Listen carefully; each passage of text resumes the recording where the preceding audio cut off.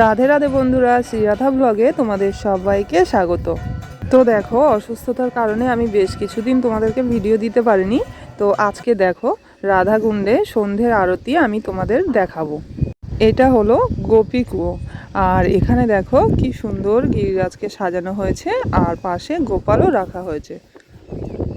আর এটা কিন্তু একটা কুয়ো, এর উপরেই এটা মন্দিরটা সাজানো হয়েছে। এই কুয়োটার নাম হলো গোপী কুয়ো, কারণ এখান থেকে নাকি গোপীরা ভগবানকে এই কুয়া থেকে জল তুলে ভগবানকে সেবা দিতেন। তো সেই কারণে এই জায়গার নাম গোপী কুয়ো।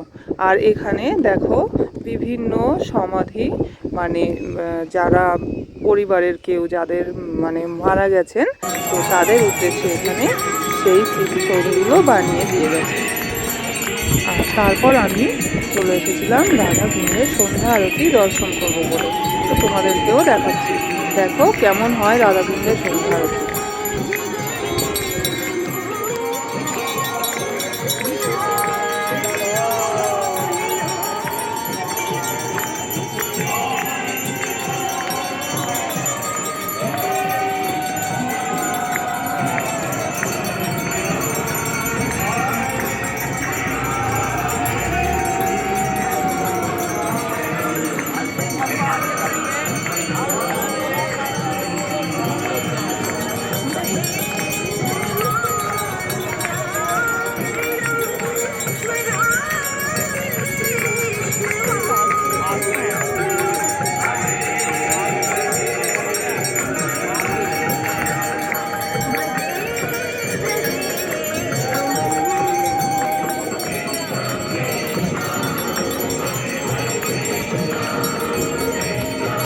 আর এখানে দেখো দুজন বাঙালি কত সুন্দর রাধাকুণ্ডের পাড়ের উপরে প্রদীপ দিয়ে রাধা লিখেছেন।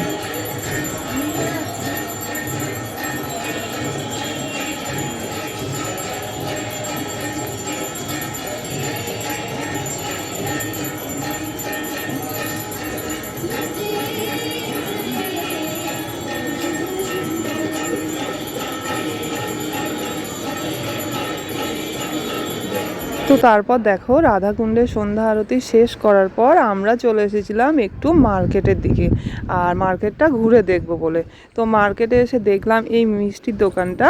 তো আমাদের তো মিষ্টি খেতে খুবই ভালো লাগে, এই দোকানটাতে আমরা ঢুকেছিলাম। আর এখানে আমাদের কলকাতার মতো কিন্তু অত রকমের মিষ্টি পাওয়া যায় না।